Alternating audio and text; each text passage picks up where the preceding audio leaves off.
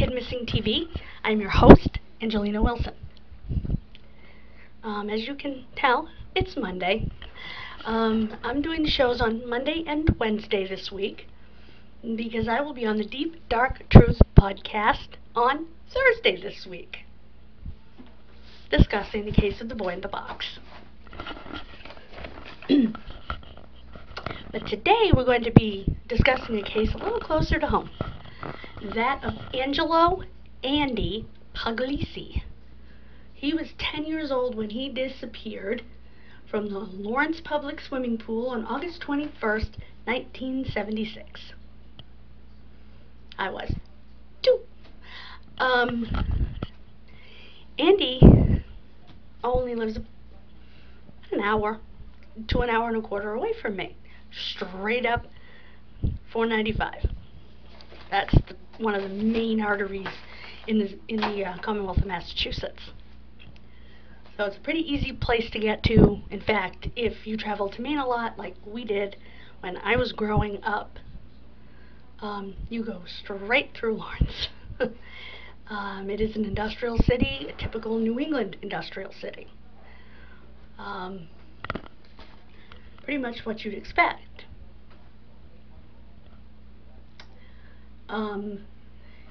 His case is full of twists and turns in the sense that there were 2 huge suspects, blessed little evidence,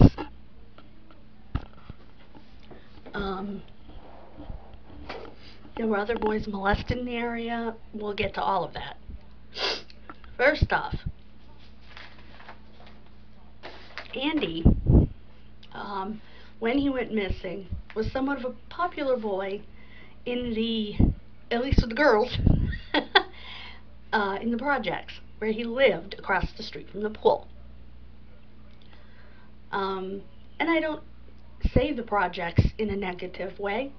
It's what they're called. Those kids lived together in a neighborhood, a bunch of apartment buildings all strung together, a bunch of kids out playing together. Kids don't grow up like that anymore. I grew up like that. There were 3 buildings. They weren't a project. They were in a little rural town, but we all grew up together, playing outside together, and our moms all knew each other, our dads all knew each other, and it just was a special place to grow up. And the way that the kids describe in the documentary Have You Seen Andy, which, by the way, is available on HBO Max streaming, which is amazing. I recently rewatched it. It was made by a childhood friend of his named Melanie Perkins. I actually have been in contact with Melanie. Unfortunately, for some reason, we lost contact, so my show with her never materialized. I don't blame her, I don't blame me. Stuff happens. But that's the way the kids described that neighborhood. But just reminded me of the way that I grew up. With all the other kids and playing outside and being free and riding bikes and all of that.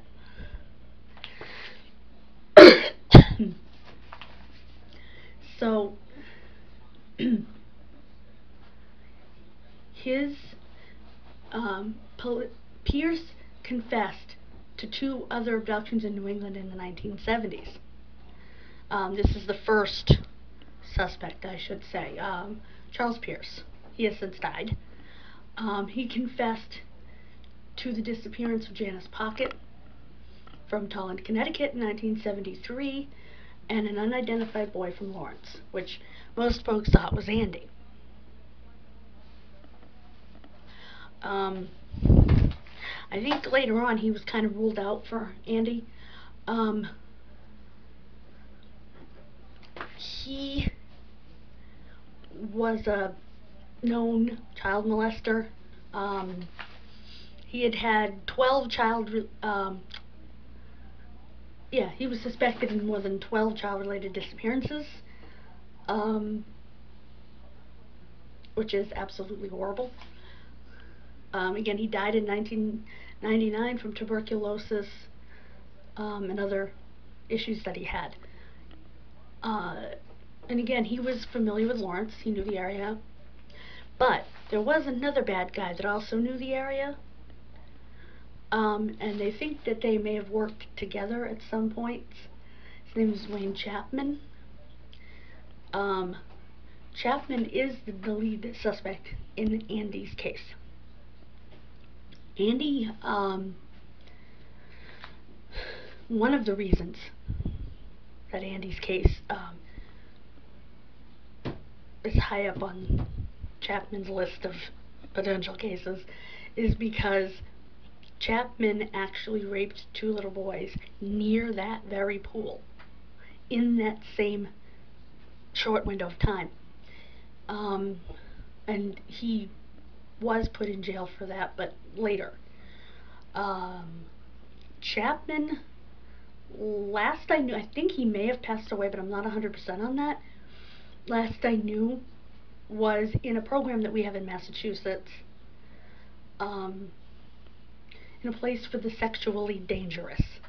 Originally, he was released from that and put back in prison to serve out his term, but people went crazy. He still needed to be in the program for the sexually dangerous because he was still sexually dangerous. So, he was remanded back to the program for the sexually dangerous, where he remains. He will never be released because he will never not be sexually dangerous. 2 little boys, you know, he just is. Both of Andy's parents, of course, were ruled out. Andy lived with his mom. His parents had recently split up, and his siblings, including a baby sister that he absolutely adored. His baby sister would be about my age now.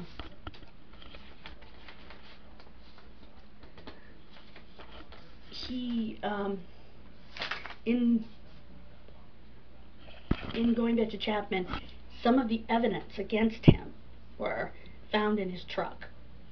Pornographic pictures of boys, a starter pistol, which he could use to look like a gun. Even though I don't think you can actually shoot someone with a starter pistol. I don't know that much about that stuff, but I think a starter pistol just makes a noise. I mean, please correct me in the comments if I'm wrong about that, but I think that's all a starter pistol is made to do. And I think I mentioned a bloody sock. He,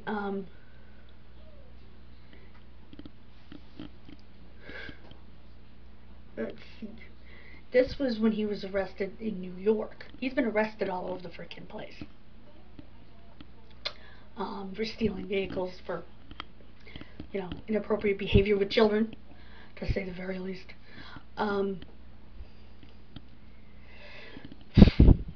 They also did tests on the blood on the sock. Somehow, someway, those tests have been lost. If the bloody sock is still around and has been kept properly, why don't they take DNA from Andy's family and test it against DNA from that sock and find out once and for all? Or put that DNA in the system, in fact. That's just my opinion.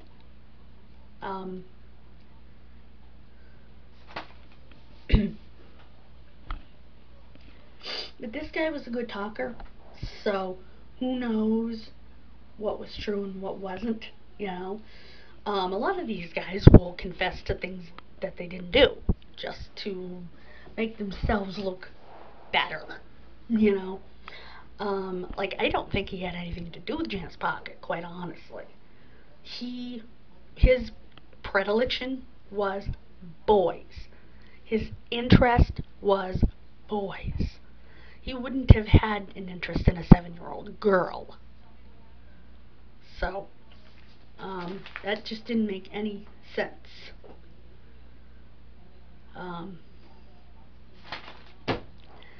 At all, to me, anyway.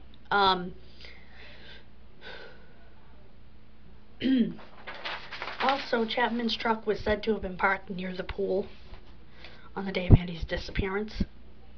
Again, he could be responsible for Andy's case. Easily.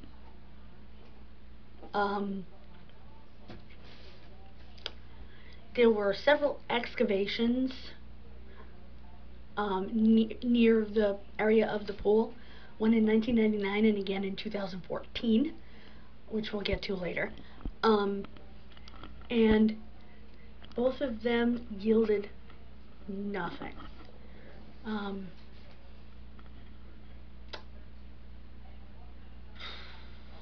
It was about a year before, actually it was exactly a year before, when the two little boys had been sexually assaulted. But I guess it took him a while to figure out who it was. That's why he wasn't in jail at the time of Andy's abduction. And I think the two little boys were also scared to come forward initially. They were only 10 and 11. How does a 10 or 11-year-old child, process that, let alone use the words, So we can't blame anyone for that, He also was arrested in September of '76 for a firearms violation. The man was a convicted criminal. He wasn't supposed to have a firearm. But usually, convicted criminals, because they are criminals, don't really, unless they're trying to turn their lives around, don't really care what they're not supposed to do. But if you are a convicted felon, you are not supposed to own a firearm. In an ideal world, in October, he was officially named a suspect in Andy's case.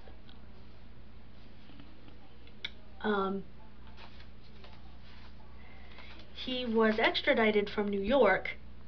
Oh no, I'm sorry, from Rhode Island.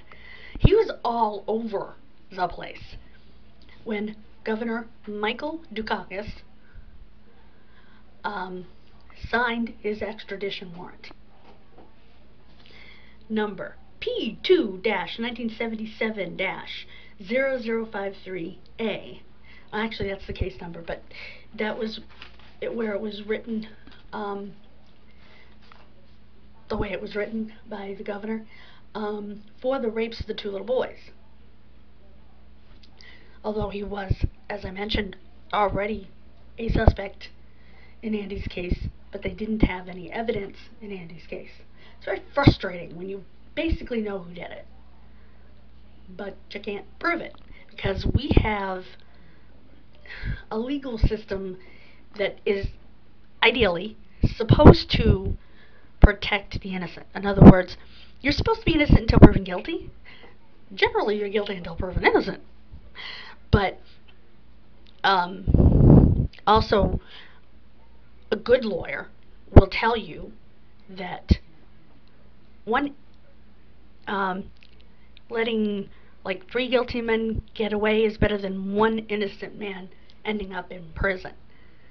Unfortunately, there are a lot of innocent men in prison, which is why things grind so slowly in the criminal justice system. He was finally extradited in January of '77, and the two boys testified before the grand jury in May of that year, and he was found guilty in September. He was sentenced to 15 to 30 years at MCI Cedar Junction. That's the Massachusetts Correctional Institution at Cedar Junction. And in March of 1978 is when he was civilly committed to the Massachusetts Treatment Center for the Sexually Dangerous, as I mentioned. And it's been a fight to keep him there.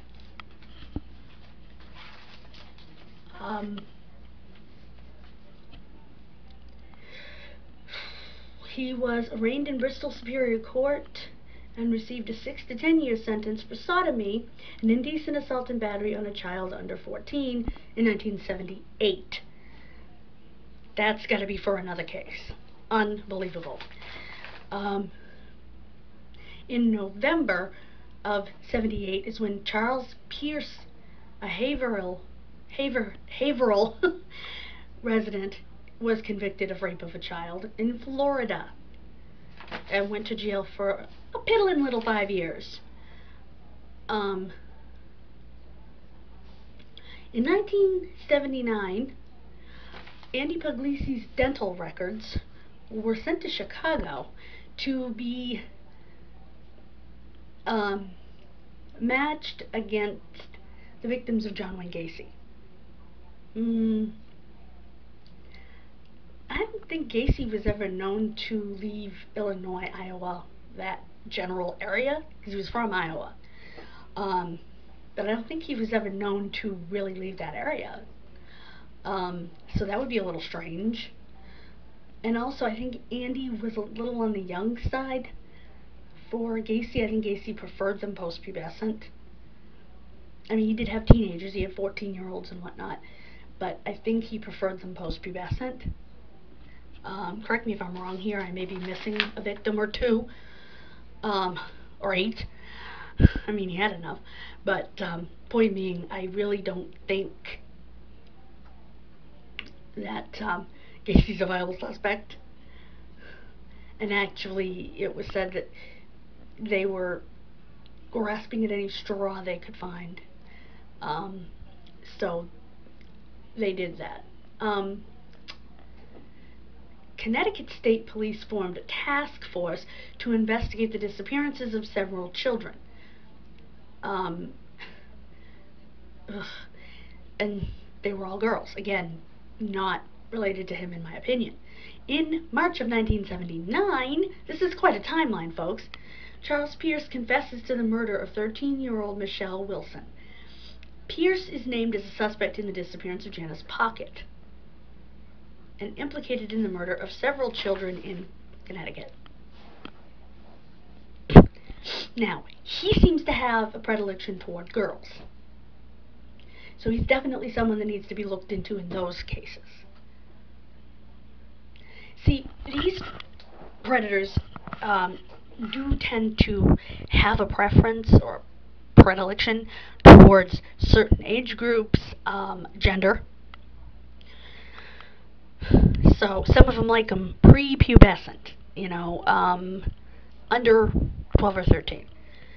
Some of them like male, some of them like female, and they may have preferences for hair color, eye color, whatever. But they do, you know, and unfortunately we have to know these things. Sadly, because it's disgusting that this even happens. I can't wrap my mind around an adult wanting to be sexually intimate with a child. You know, you're talking about a 10-year-old little boy. I mean, look at the picture. Look, whoops, at the picture. He's a baby. You know, I can't wrap my head around that. And I'm glad, quite frankly, that I can't wrap my head around that. Because it would be scary if you could. In August of 1980, police dug up an area looking for Janice based on and they did not find Janice's body. So, as this crazy timeline continues on,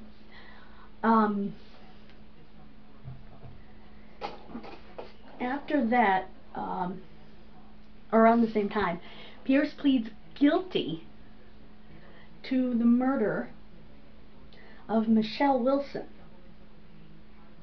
He is committed to the Bridgewater State Hospital.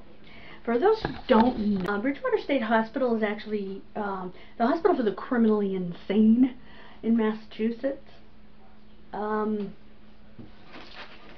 if you're committed there, you're probably not the nicest guy on the planet.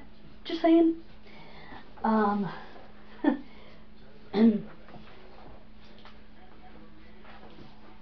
In 1980, he was moved to MCI Cedar Junction, which is the Massachusetts Correctional Institution.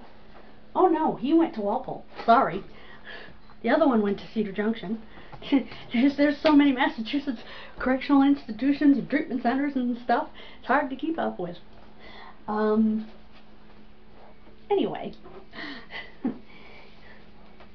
In 1981, Charles Pierce told investigators that he was guilty of 15 to 20 child murders.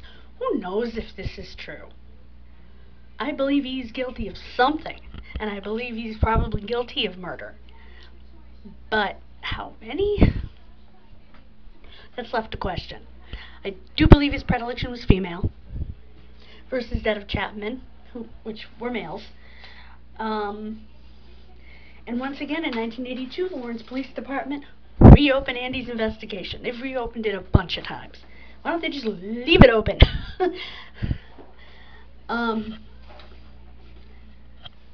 Lawrence police interrogate a 10-year-old boy who claims to have witnessed Andy's abduction 6 years earlier when the boy was 4. I'm not sure what I would have remembered at 10 that I saw when I was 4. Just saying. Wayne Chapman, in 1989, was approved for weekend furloughs. Lucky us. By 1991, people were pretty mad, and he had another Section 9 hearing for, as I mentioned before, the sexually dangerous. He was,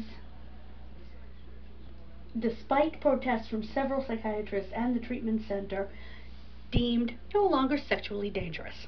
Really? He's returned to prison to serve out his sentence. In 1994, he refused treatment for the sexually dangerous on religious grounds. Oh, really?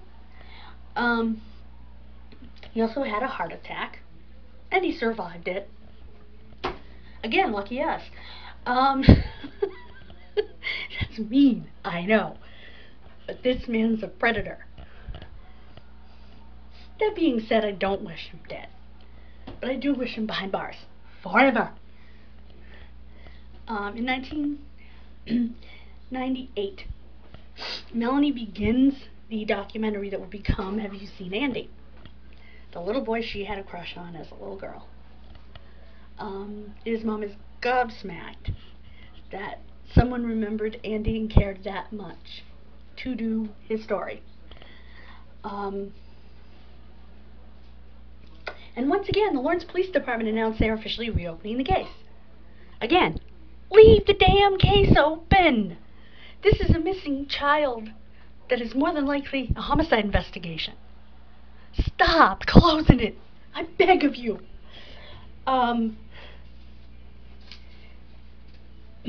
She requested an interview with Chapman, which of course he declined. No surprise there. And she discovered a letter, Melanie did, in the Lawrence police file saying that an inmate had confessed. That inmate was Charles Pierce. And as I mentioned before, Charles Pierce seemed to have a predilection for females. So I don't know that he's a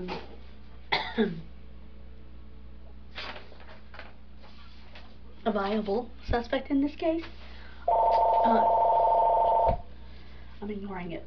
In April of 1999, based on a deathbed confession from Pierce, Lawrence police bring cadaver dogs to a site where he claims to have buried 2 children, including Janice pocket. He cannot come to the phone right now. Please leave us a message. Really? Give me your phone number and we will get back to you. Thank you. This is a pre-recorded message from Walmart Pharmacy. A member of your household has Alright, guys. As I was saying, in May of 1999,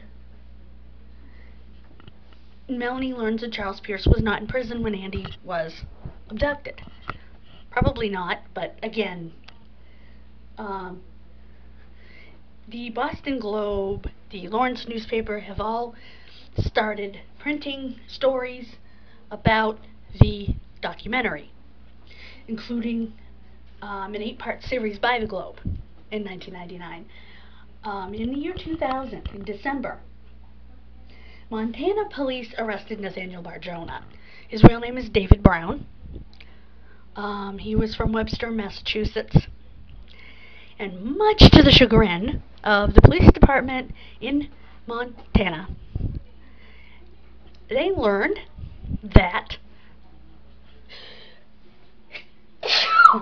excuse me, we unleashed him on them when we let him out of the Center for the Sexually Dangerous. Because his mother lived there, so we paroled him to Montana.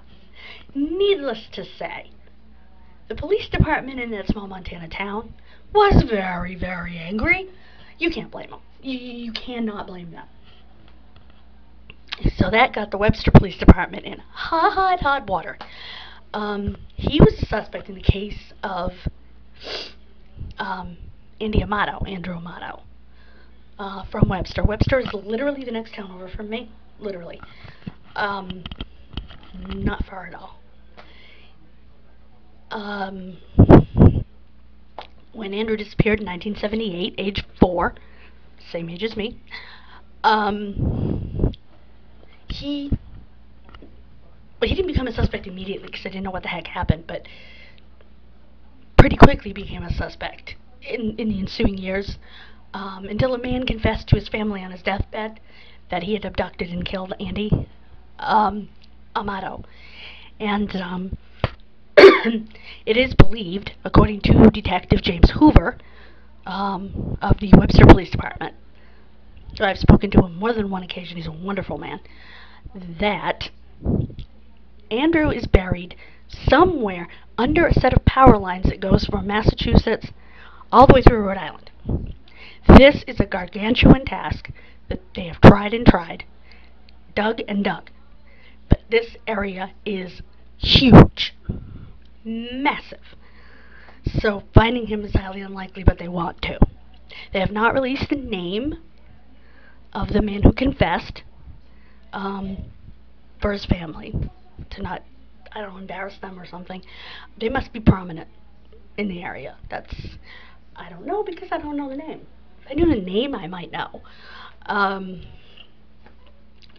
I have to respect Detective Hoover's decision not to release that. Do me or anyone else. That's understandable. And I want to thank him, by the way. So Barjona became a suspect, a potential suspect, in Andy Puglisi's case because he served time with Chapman in the treatment center for the sexually dangerous. And they were known to be buddies. So could they have swapped stories and maybe taken credit for each other's situations? Yeah, very easily. Could they potentially have been partners? Sure.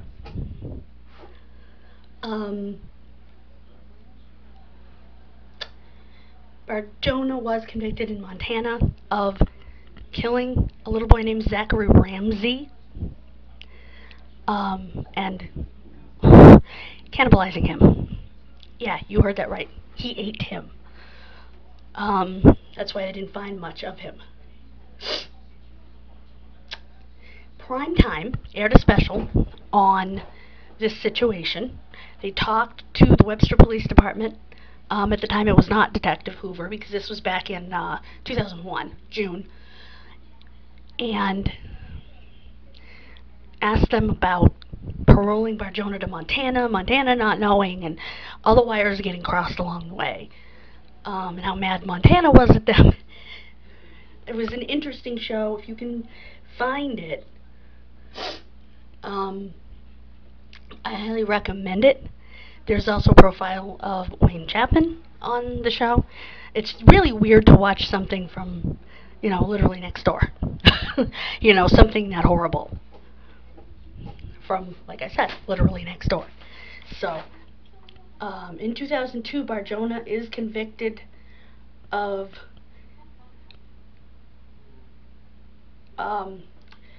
more sex crimes in Montana.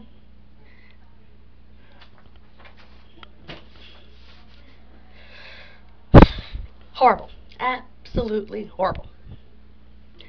In 2014, the Lawrence State Police, canine teams and volunteers searched once again around the pool area, in the wooded area around the pool and the complex, for the remains of Andy Puglisi. Again, without success.